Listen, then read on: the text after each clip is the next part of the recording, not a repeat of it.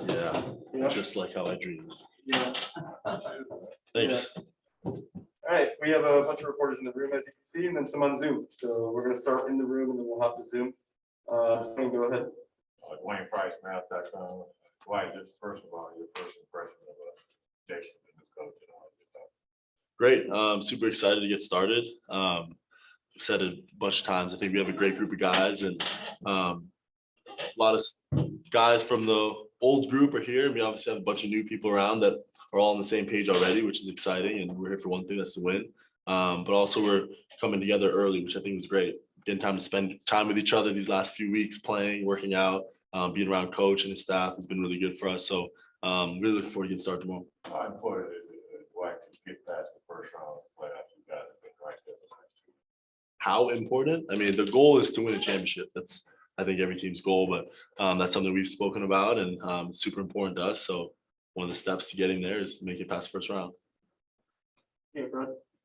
Hey, Dwight, you had a strong finish to last season. Was there a certain point in the year where you kind of felt like physically everything, that you returned to being pre-injury, Dwight?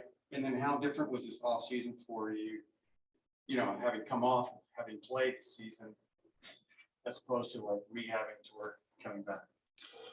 Yeah, the Achilles rehab is it's a long rehab, and there's the straight tendon repair and letting it kind of take the time to the sutures and all that, and recover from the surgery, and then you got to build up the strength in the calf and all of that and up the chain.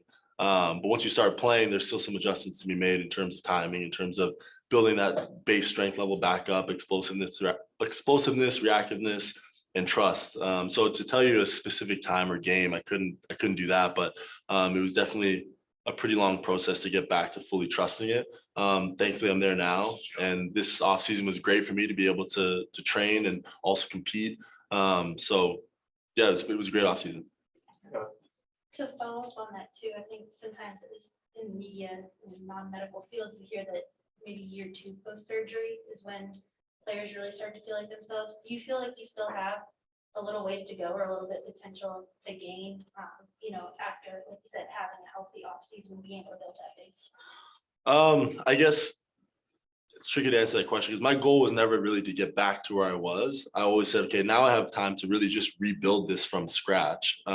And I've learned a lot over the course of my career, and spent a lot of time with our training staff, with our weight staff, just learning about the body before the injury even. So to be given a period of time to build up from scratch, I wanted to come back stronger than I left. So that's a process that will continue on for the remainder of my career. So there's not going to be any point where I'll say, okay, at this benchmark, I reached this, or that benchmark, I reached that. So every single day, the rehab continues for me, and it's both legs, it's shoulders, it's whatever, back, it's things that aren't bothering me, because this kind of taught me a little bit about, how this game can leave you. So starting to take care of my body in a more conscious, specific way to play as long as I can. Eddie, go ahead. Eddie Sutfield, Mavs.com. Dwight, what, from your vantage point, tells you that this team now, other than coaching change, with modest changes in the offseason, is ready to take another step forward? I think with any sort of change, regardless of what it is, it presents a great opportunity for growth. And I think that's what this offseason and this period of transition has provided us. And I think a lot of guys are kind of grabbing the opportunity by the horns and have spent a lot of time this summer developing their individual games. And a lot of guys spent a lot of time here together, competing and getting to know each other, and reestablishing some of those bonds on a player level, but also with the new staff. So I think simply the transition and the change is going to give us a chance to take a leap, just by kind of representing and reintroducing ourselves to the league. Mark. Sort of answer my question, Dwight. Mark Paul, Mavs TV, good to talk to you. But a normal September is guys getting together, playing pickup, and competing and bonding. That's really an important part of it. Obviously, we've been in an abnormal world for a long time now. But is it? How did it feel in September, the getting together part? Did it feel pretty normal? And how would you characterize it from everybody getting together? That's it. No, it was great. It was great. It felt a lot more normal than I guess last September for sure, or last whatever it was.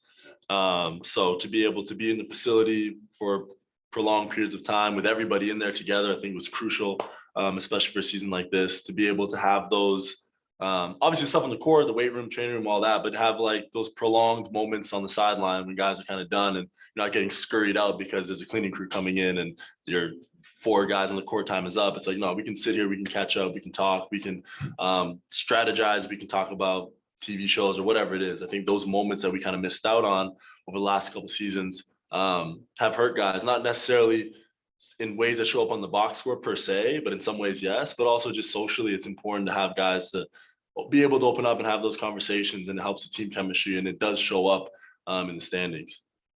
With bFb, you mentioned new coaching staff with a lot of the core is back. What is it like for the returning core when there is a new coaching staff?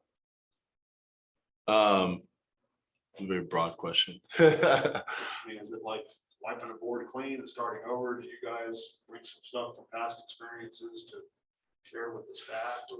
I think on a personnel basis, individually, all the things that we've learned about each other obviously carry on. We're not just going to start relationships over from scratch. I think the things that I've learned Luka likes to do in the pick and roll, the way I know KP likes to play outside, or the things Maxi or JB or whoever it is, Tim can do, those are obviously still there. And we're going to use those to our advantage in this new system.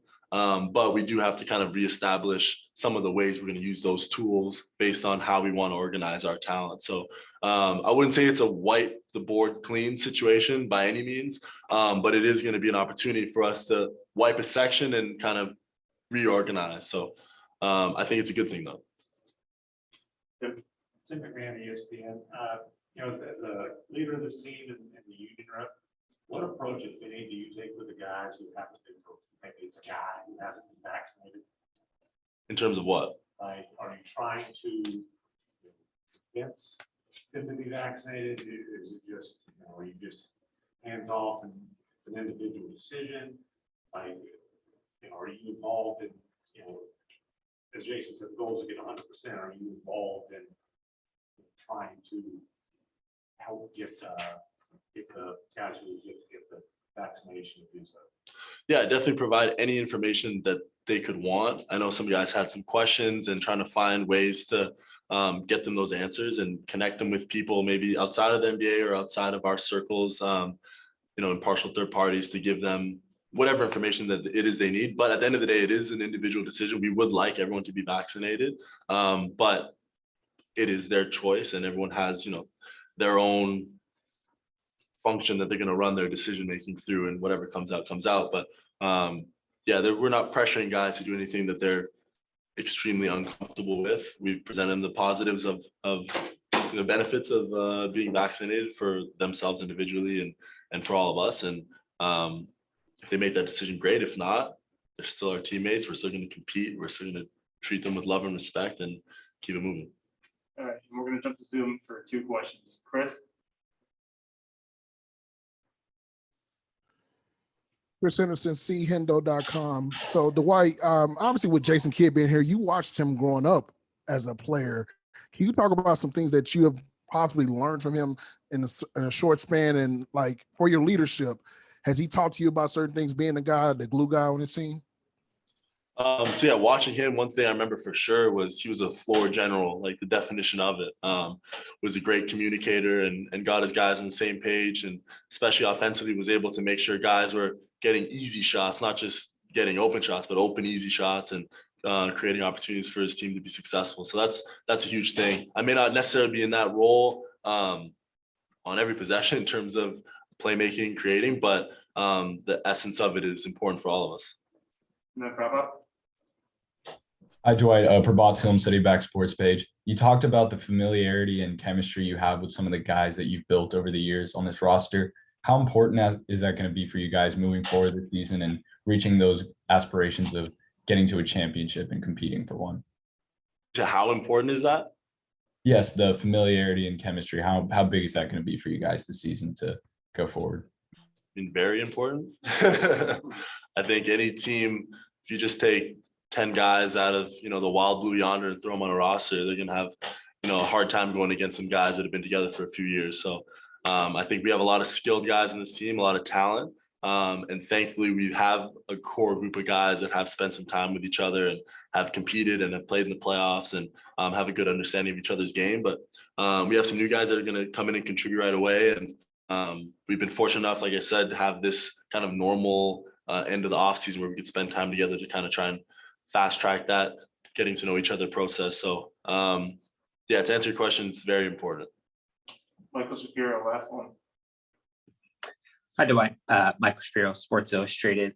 What do you think makes Lucas such a nightmare for defenses to defend as a pick and roll partner? And does he have any plays or passes to you in particular that you remember as just, particularly wizardly or very impressive? I think the toughest part about guarding him is he just has so many options.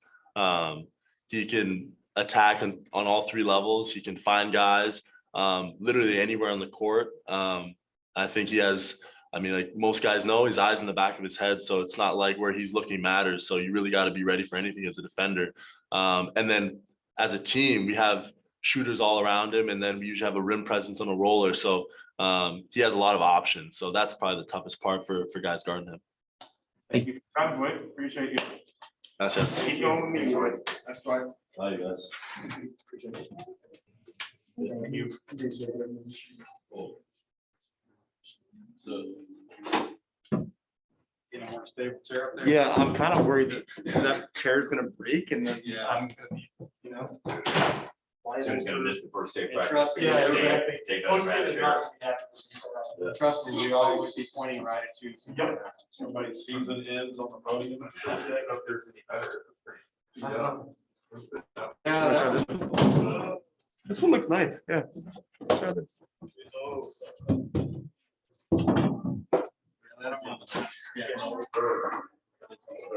Okay. Oh, this one. Good. Cool. We will keep you guys posted on who comes next, and it looks like it's. You in here? Yep, Willie Color sign. Here we go. You go. Yep.